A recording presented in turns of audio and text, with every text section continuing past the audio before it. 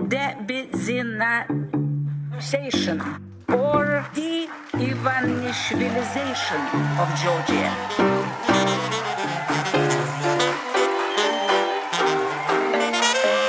What does it mean, de-oligarchization?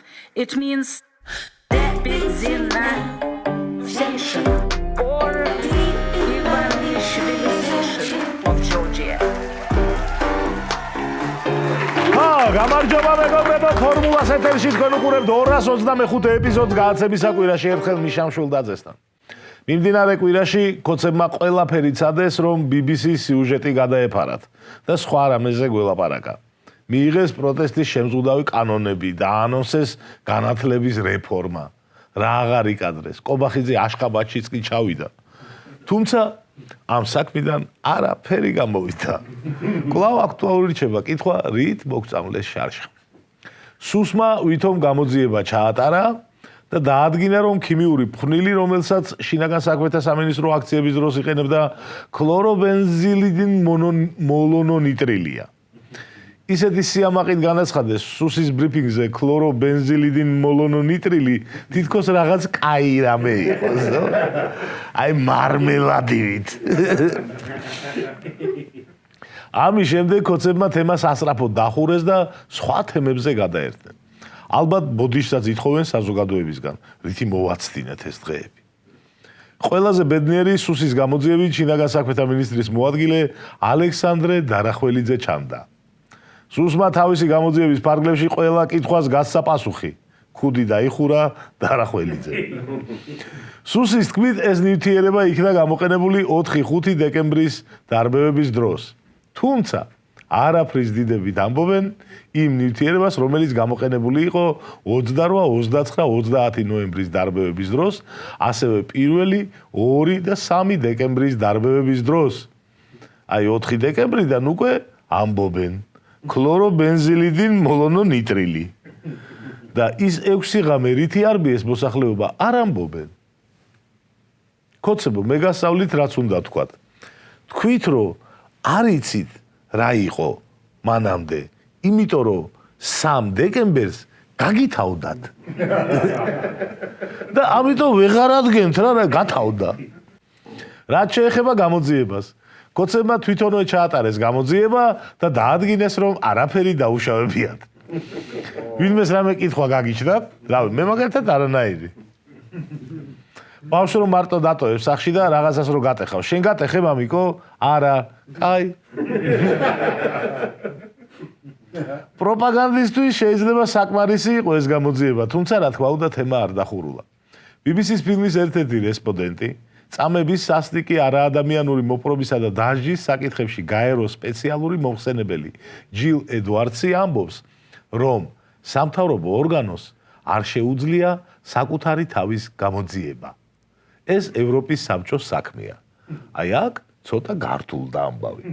საქმე ისაა, რომ კოცებმა ევროპის საბჭოს საპარლამენტო ასამბლეასთან მუშაობა შეწყვიტეს. დღეს მდგომარეობით გაბუტულები ვართ.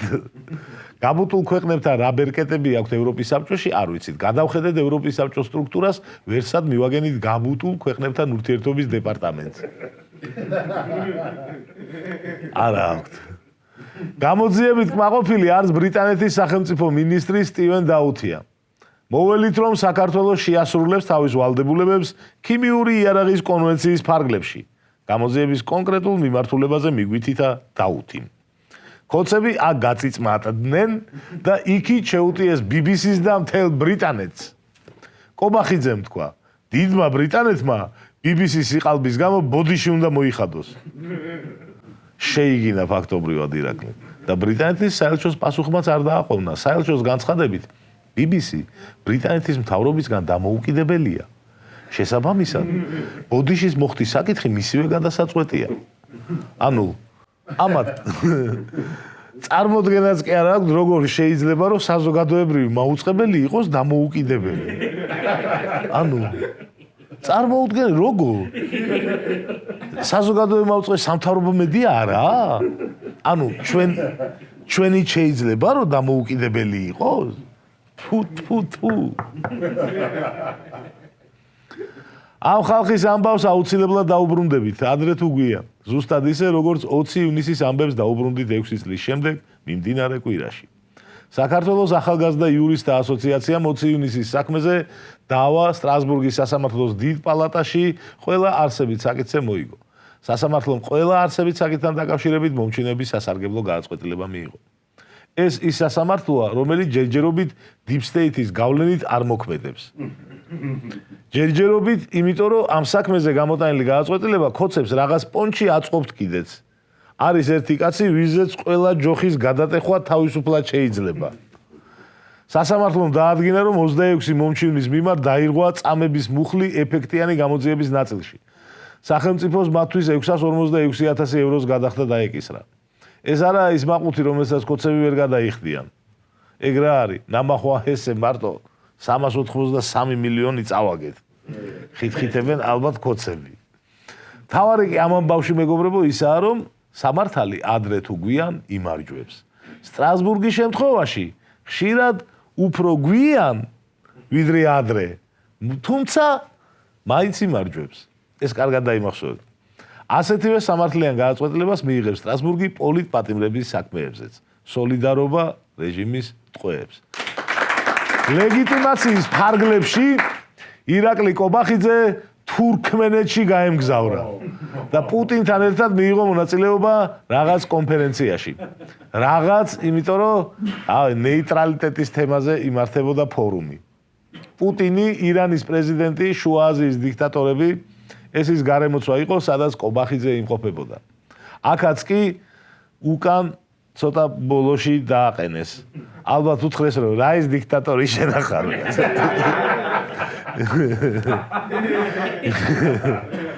ჩემთვის დიდი პატივია ამ მნიშვნელოვან ფორუმში მონაწილეობა, ამაყობდა ირაკლი. ჩვენი სესიის თემაა მშვიდობა და ნდობა, მიზნების ერთობლიობა მდგრადი მომავლისთვის. ამაზე რამე ხუმრობა გვინდოდათ მიგვეწერა, მაგრამ არაფერს ასაჭიროებს, რავი, პუტინი მშვიდობა და ნდობა ერთ წინადადებაში. უკვე სააცილოა. შალვა პაპუაშვილი კი ფიქრობს, რომ არანაირი პრობლემა არ არის.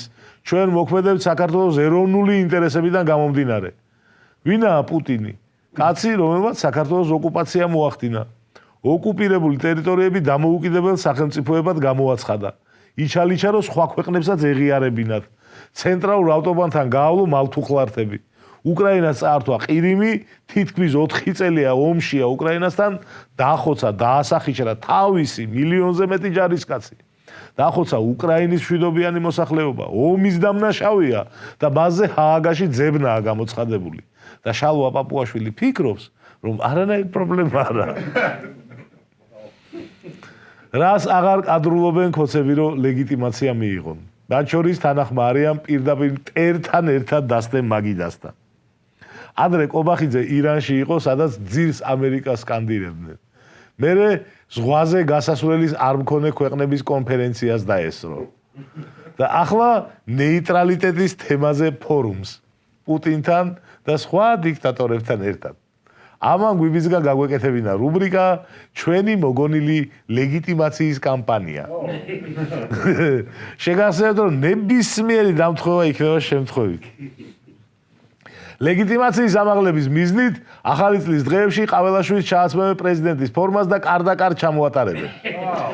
ლეგიტიმაციის ამაღლების მიზნით ზარქუა დაესწრება ელ კლასიკოს და რაღაც მომენტში ტანზემო ჩიშველის შევარდება სტადიონზე და სანამ სტიუარდები დააკავებენ, ინგლისურად დაიყვირებს. მე ვარ ირაკლი ზარქუა, მე-11 მოწვევის პარლამენტის ლეგიტიმური წევრი. ლეგიტიმაციის ამაღლების მიზნით ხელფასის ჩარიცხვის დროს მიიღებ შეკითხვას, ლეგიტიმურია თუ არა დღევანდელი მთავრობა, თუ უპასუხებ ლეგიტიმურია, საშემოსავლო გადასახადისგან თავისუფლდები. ლეგიტიმაციის და ნდობის ამაღლების მიზნით ჩალვა პაპუაშვილს მიუჩენენ კაცს, რომელიც ყოველ მის ოფიციალურ განცხადებას დაუმატებს. ბოიშვილი იყო. ლეგიტიმაციის და პოპულარობის ამაღლების მიზნით კახა კალაძეს ისევ ფეხბურთის კლუბ მილანში გაყიდიან. ლეგიტიმაციის ამაღლების მიზნით ვიქტორ ორბანს ვინ არისში გაამარჯვებინებენ, ჯიხვის კოსტუმში იქნება. ლეგიტიმაციის და პოპულარობის ამაღლების მიზნით მთელი საქართველოს უპატრონო ძაღლებს და კატებს ცისფრად შეღებავენ და 41-ს დააწერენ. ლეგიტიმაციის ამაღლების მიზნით ყველა ოქროს მედალოსანი პარლამენტარი სესიებზე სპორტულ კარიერაში მოპოვებული მედლებით და ჯილდოებით ივლის. ლეგიტიმაციის ამაღლების მიზნით ხელოვნური ინტელექტის მიერ დაგენერირებული დონალდ ტრამპი დაურეკავს ნამდვილ ყაველაშვილს.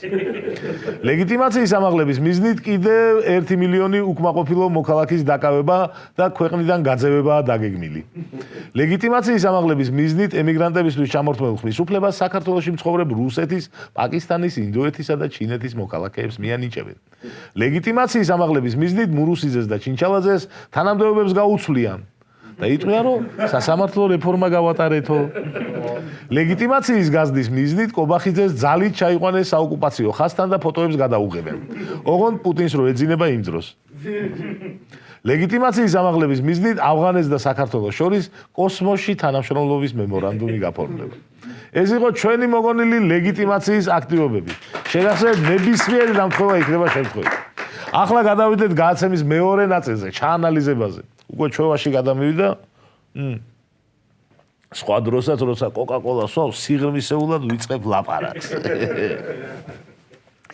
დღევანდელი თემა იქნება რა სჭირს რუსეთს. ბოლო საუკუნეების ჩვენი მთავარი პრობლემა სწორედ რუსეთი. რუსეთზე ბევრჯერ გვისაუბრია არგუმენტირებულად, ფაქტებით, ხუმრობითაც, სერიოზულადაც, მაგრამ არასდროს გვიცლია მეცნიერულად შეგვიხედა ამ მოვლენისთვის. რატომ? რატომ არიან ასეთები? რა სჭირთ? ქონდათ შანსი სხვანაირები ყოფილიყო. კარგი და ცუდი ყველგანაა. ყველანაირი უბედურება უნახავს კაცობრიობას და ნებისმიერ ქვეყანაში შეიძლება მოხდეს ნებისმიერი რამ, მაგრამ რაც რუსეთს სჭირს, ეს უკვე სხვა რაღაცაა. გამოსაკვლევია. ბოლოს რომელი ქვეყნის პატრიარქისგან გსმენიათ, რომ ადამიანების ხოცვა არ არღვევს ათმცნებას.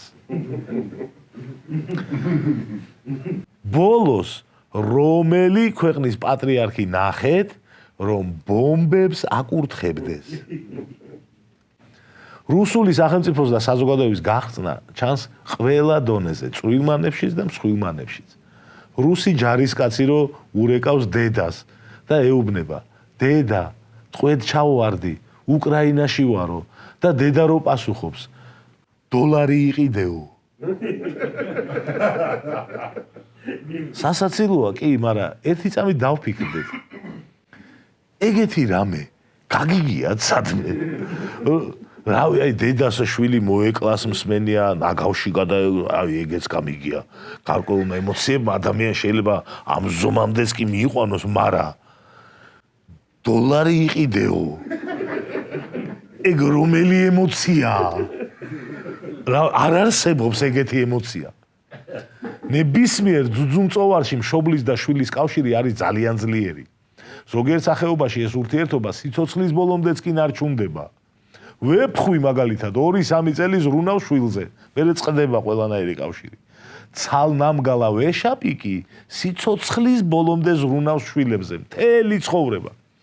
ეს კავშირი გამოირჩევა უდიდესი სიყვარულით და უიშვიათეს შემთხვევაში აგრესიით და ადამიანებში ზუსტად ასეა. როცა დედაშვილზეა საუბარი ადამიანების და სხვა ცხოველების ქცევაში, არანაირი აღსებითი განსხვავება არაა. ან ძალიან დიდი სიყვარულია, ან აგრესია უიშვიათეს შემთხვევებში. არ ვიცით ევოლუცია სად მიგვიყვანს, მაგრამ ძუძუმწოვრებში დედაშვილის ურთიერთობაში ჯერ არ დაფიქსირებულა პრაგმატიზმის ეგეთი ხარისხი, რომ ტყვედ ჩავარდნილ შვილზე ვინმეს სავალუტო კრიზისიდან გამოსავალი გახსენებოდეს. არც ვეფხვებში, არც ვეშაპებში, არც ადამიანებში. ეს რო ერთეული შემთხვევა იყოს, ჯანდაბას ვიფიქრებდით, რომ რაღაც უიშვიათეს სინდრომთან გვაქვს საქმე და ნებისმიერ შეიძლება დამართნოდა. სამწუხაროდ არ არის ერთეული შემთხვევა. რუსეთში ტოტალურ აპათიასთან და დეჰუმანიზაციასთან გვაქვს საქმე. ტყვედ ჩავარდნილი რუსი ჯარისკაცი ცოლს რომ ურეკავს და ცოლი რო ეუბნება, რომ სამსახურში ვარ, მოგვიანებით დამირეკეო. ეგეთი რამე სადმე გაგიგია. რავი, რომელი ერთი გავიხსენოთ, ათობით არის ასეთი. აი, კიდე ერთი გავიხსენოთ, ერთ-ერთი რუსი ჯარისკაცი მოატყუეს, რომ სწავლებაზე მიხავდათ. მოტყუებით წაიყვანეს უკრაინაში და იქ ჩავარდა ტყვედ. ტყვედ ჩავარდნილი ურეკავს დედას. ციტირებ დიალოგს. დედა, ხვდები რომ მომატყუეს საომრად გამომიშვეს, მშვიდობიანი ხალხის დასახოცად გამომაგზავნეს. ხვდები? და დედა ეკითხება, შენს ტანკს რა მოუვიდა? ჩაქრა ესეუნება. მე კიდე უბრალოდ დამიკიდეს ჩემიანებმა, ოფიცერმა, მეთაურმაც დამიკიდა, ისინი უბრალოდ წავიდნენ. რომ არ დავნებებულიყავი, ხვდები რომ უბრალოდ მომკლავდნენ ტირის ეს. და ის ეკითხება. შენ ტანკი გაგიფუჭდა? და ესეუნება, ხო, უბრალოდ ჩაქრა. რატომ? ძრავს ჭირდა რამე. ეს რო იყოს ერთი შემთხვევა, 2, 100 ჯანდაბას, მაინც ერთეული შემთხვევა იქნებოდა, მაგრამ სრულ სურად შევხედოთ. ერთადერთი სახელმწიფო, რომელიც ტერიტორიის დაპყრობის მიზნით ომს აწარმოებს 21 საუკუნეში. მილიონი დაჭრილი ან გარდაცვლილი ომში და არანაირი პროტესტი ქვეყანაში. 10,000-იანი მიტინგიც კი არ ყოფილა ამ თემაზე. პატრიარქი კურთხევას იძლევა უკრაინაში ადამიანების ხოცვაზე. არ ირღვეო 10 მცნებაო ამბობს. ამ ყველაფერს კონტექსტში თუ ჩავსვავთ, ფაზლს თუ ავაწყობ და ისე შევხედავთ, აშკარა ხდება, რომ რუსეთში რაღაც ხდება. და რაც ხდება, ეს აღარაა კარგი და ცუდი ყველგანა მდგომარეობა. ტოტალურ და არა ადამიანურობასთან გვაქვს საქმე. როგორ მოვიდნენ ახლა აქამდე? შეუძლებელია ეს 10, 20 ან 30 წლიანი პროცესის შედეგი იყოს. გაცილებით ღრმად უნდა იყოს ზაღლის თავი დამარხული. რუსებს ყავდათ ერთი ძალიან დიდი ადამიანი, ვალერია ნოვოდვორსკაია, რომელიც ცდილობდა რუსული საზოგადოების გამოფხიზლებას. სარკეში ახედებდა მათ, უხსნიდა ხალხს, საიდან მოდიოდა რუსეთის ყველა პრობლემა, რა იყო გასაკეთებელი. ნოვოდვორსკაია საგიჟეთში გამოკეტეს. უფრო კორექტული იქნებოდა მე თქვა, რომ ფსიქიატრიულში გამოკეტეს, მაგრამ საბჭოთა კავშირში არ იყო ფსიქიატრიულები, იყო საგიჟეთები. ასეთი კლინიკების არსებობის მიზანი წესიერი ადამიანების გიჟად გამოცხადება და იქ მათი წამება იყო. ნოვოდვორსკაია მთელი ცხოვრება იკვლევდა რუსეთის ასეთი ჩაების მიზეზებს და განავითარა ძალიან საინტერესო თეორია, რომელიც ბევრ ამას ხსნის. 5 ტრადიციის თეორია. ასე შეგვიძლია უწოდოთ მის ხედვას, რომელიც ძალიან ბევრ ამას ხსნის. ნოვოდვორსკაიას აზრით, რუსეთის უბედურების მიზეზი ერთმანეთისგან რადიკალურად განსხვავებული ტრადიციების ერთმანეთში აღრევაა. ჩვენებურად რომ ვთქვათ, ტრადიციების აჯაფსანდალი. ერთმანეთში უშნოდ აიზილა სლავური ჰუმანიზმი, სტეპური უპასუხისმგებლობა, სკანდინავიური ინდივიდუალიზმი, ქრისტიანობის ბიზანტიური გაგება და მონღოლური იმპერიალიზმი. უფრო გასაგებად რო ვთქვათ, რუსებზე სხვადასხვა დროს გავლენა იქონიეს მონღოლებმაც, ბიზანტიელებმაც, სკანდინავიელებმაც, რაღაცები ძველი სლავურით შეინარჩუნეს, რაღაცები სტეპების ხალხებისგანაც და ბოლოს აი ეს გამოვიდნენ რა. კიდევ უფრო გასაგებად რო ვთქვათ, ოქროს, ვერცხლის, ქვიშის, სპირტის და ნეხვის ერთმანეთში არევით ძალიან ცუდი შედეგი მივიღეთ. 5 ტრადიციიდან თითოეული დავახასიათოთ მოკლედ. სლავური ჰუმანიზმი. ძველ სლავებში არ არსებობდა ტრადიციული ციხეები. არავის ჯიდნეს სიკვდილით. ცდილობდნენ დავები გადაეწყვიტათ მატერიალურად. მაყუთით მოგვარებულიყვნენ და არა სისხლით. შუა საუკუნეების რუსული ქალაქ-სახელმწიფოები დღევანდელი გადმოსახედიდანაც კი პროგრესული პოლიტიკური ერთეულები იყვნენ. მაგალითად, ნოვგოროდი და ფსკოვი იმართებოდა სახალხო კრებებით, ვეჩეებით. ვეჩე განაგებდა ომის და ზავის, თავრის მოწვევის და განდევნის, ქალაქის მოხელეთა დანიშვნის და გადარჩევის, კანონების მიღების და სხვა საკითხებს. ხალხი ქირაობდა მთავრობას და თუ არ მოეწონებოდა, უშვებდა. მაგალითად, რუსებისთვის ერთ-ერთი ყველაზე სათაყვანებელი პიროვნება ალექსანდრე ნეველი, წმინდანად ყავთ შერაცხული მე-16 საუკუნიდან. საბჭოთა კავშირში სამხედრო ორდენით დააწესეს მისი სახელობის. წარმოიდგინეთ, საბჭოთა კავშირმა ათეისტურმა სახელმწიფომ, რომელიც ყველანაირ რელიგიას უარყოფდა და აქტიურად ებრძოდა, წმინდანის სახელობის სამხედრო ორდენი დააწესა. რუსებისთვის ამდენად დიდ პიროვნებაზე ვსაუბრობთ, ხო და ნოვგოროდის მოსახლეობამ ნეველი რამდენჯერმე გაუშვა სამსახურიდან. გაიგეთ? ანუ უჭირდათ იწვევდნენ, რაღაც არ მოეწონებოდათ, გაუშვებდნენ. 3ჯერ მოიწვიეს და გაუშვეს წმინდანი. სწორედ ამ დროს მისტინის ნოვოდვორსკაია და ნებისმიერი საღი რუსი. სამწუხაროდ ფსკოვის და ნოვგოროდის გზით არ წავიდა რუსეთის ისტორია. სამწუხაროდ რუსებისთვის და სამწუხაროდ ჩვენთვის და მთელი მსოფლიოსთვის. ერთ-ერთმა ყველაზე ჩამორჩენილმა სამთავრომ, მოსკოვის სამთავრომ დაიწყო ოცნება ყველა რუსულ ქალაქ სახელმწიფოზე მოეპოვებინა უპირატესობა. ამისათვის მოსკოვის სამთავრო გაურიგდა მტერს, მონღოლებს. მტერთან კოლაბორაციით მოსკოვის სამთავრომ დაიპყრო და გაანადგურა ჯერ შემდეგ ფსკოვი. დემოკრატიის სიმბოლო ვეჩეს ზარები ჩამოხსნეს და დაამყარეს მონღოლური სისხლიანი რეჟიმი. 1478 წელს დაეცა ნოვგოროდი, 1510 წელს ფსკოვი. ნოვგოროდის და ფსკოვის განადგურების შემდეგ მოსკოვს ერთადერთი მიზანიღა ჰქონდა შესასრულებელი. კიევისთვის წაერთმია ავტოკეფალია და ყველა მიმართულებით მოეპოვებინა დომინაცია. 1599 წელს კონსტანტინოპოლის პატრიარქი იერემია მეორე ჩადის მოსკოვში ფულის სათხოვნელად. კონსტანტინოპოლის პატრიარქს ძალიან ავიწროებდნენ ოსმალები და იერემიამ ფული სთხოვა მოსკოვის მთავარს. მოსკოვში იერემია დიდი პატივით მიიღეს, დაასაჩუქრეს, თან გადაყვნენ, თუმცა ამავდროულად ტყვედ აიყვანეს. უკან არ უშვებდნენ. მოსკოვი იერემიასგან ითხოვდა მოსკოვის საპატრიარქოსთვის ავტოკეფალიის მინიჭებას. 6 თვე ყავდათ ერთდროულად პატივსა და ტყვეობაში, სანამ იერემია არ დათანხმდა ავტოკეფალიის მინიჭებას. ხო და რა უნდა ეშველოს ქვეყანას, რომელსაც ასეთი ფუნდამენტი აქვს? მტერს რო გაურიგდები და შენ ძმებს გაანადგურებ და მერე პატრიარქს ტყვედ აიყვან და ავტოკეფალიას გამოძალავ და ეგრე დაარსებ ქვეყანას. იმ ქვეყნისგან რა უნდა გამოვიდეს? გამოვიდა ქვეყანა, რომლის პატრიარქიც ადამიანების უფლებაზე კურთხევას იძლევა და დედა ტყვედ ჩავარდნილ შვილს დოლარის ყიდვისკენ მოუწოდებს. სლავურ ჰუმანიზმს დამატებული სტეპური აზროვნება, მონღოლური იმპერიალიზმი გემოვნებით შეზავებული ბიზანტიურ მორჩილებაზე დაფუძნებულ ქრისტიანობასთან და ზედმოსხმულ ვიკინგური გავლენები ზუსტად ეს უნდა გამოსულიყო, რაც გამოვიდა. ყველაფერი სწორადაა. რადგან მაინც იუმორისტული გადაცემა გვქვია, ეხლა მთლად აკადემიური სტანდარტების დაცვით არ განვიხილეთ ეს თემა. ცოტა სასაცილოც გვინდოდა რომ ყოფილიყო. უფრო დეტალურად და მეცნიერულად თუ გინდათ YouTube-ზე დევს ნავადოვსკაიას ლექცია. თბილისში კითხულობს თან. მოусმინეთ, დაგილაგდებათ ბევრი რამ. თუმცა ყველა კითხვაზე პასუხს რა თქმა უნდა ვერ მიიღეთ. მაგალითად, ტყვედ ჩავარდნილ შვილზე დოლარის ყიდვა როგორ უნდა გაგახსენდეს, მაგას ვერც ხუთი ტრადიციის თეორია ახსნის, ვერც ისტორია, ვერც ნავადოვსკაია, ვერც ნეველი. არის რაღაცები, რასაც უბრალოდ ვერ იმასიზამ. ამიტომ აი ეგეთი აუხსნელი სახელმწიფოები და მოვლენები სჯობს, რომ გააქრნენ და მის ადგილას რამე სხვა სცადონ ადამიანებმა. სახელმწიფომ არ გაამართლა? იყოს საცხობი. რავი, 1000 რამის მოფიქრება შეიძლება ამ ხელა ტერიტორიაზე. აუცილებელი კი არაა ყველა სახელმწიფო ჰქონდეს.